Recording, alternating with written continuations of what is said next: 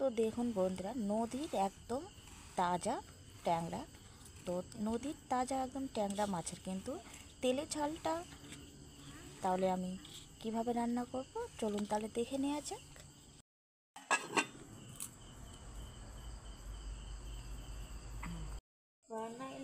নমস্কার বন্ধুরা, তো দেখুন শুভ সন্ধ্যা। তো আজকে কিন্তু এই যে দেখুন নিচে কত সুন্দর একদম নদীর একদম দেখুন ট্যাংরা। তো আজকে এটা কিন্তু একদম পেঁয়াজ রসুন দিয়ে খুব সুন্দরভাবে রান্নাটা করব। তো এখন এগুলোকে আমি কুটে নেব। তো এখন এই যে বন্ধুরা দেখছেন মাছটাকে কিন্তু নুন হলুদ মাখিয়ে কিন্তু ভেজে নিচ্ছি। তো দেখুন এটা কিন্তু আবারও ভাজা হয়ে গেছে, নামিয়ে নেব।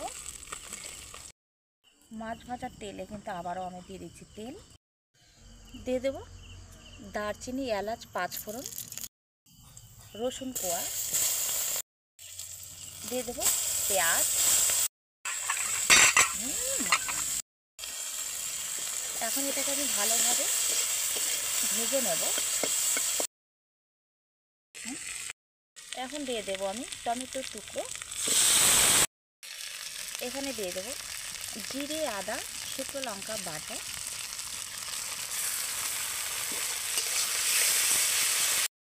দেব হলুদ গুঁড়ো, নুন। আলুগুলো ভেজে রেখেছি নুন হলুদ দিয়ে, তো আমি ছেড়ে দেবো এখন আলুগুলো। এখন এটা ভালো করে আমি একটু মিশিয়ে নেব। তো এখন আমি দিয়ে দেবো আবারও একটু সরিষার তেল।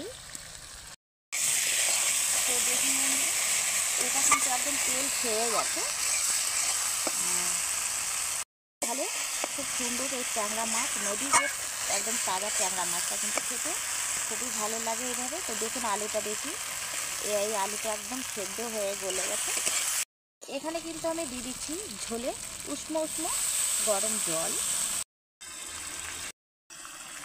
আর একটু দেবো ঝোল। তো এখন আমি মাছগুলো ছেড়ে দেব।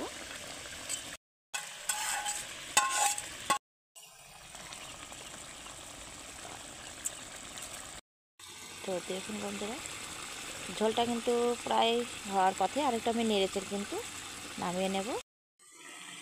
এখন কিন্তু আমি নামিয়ে নেব।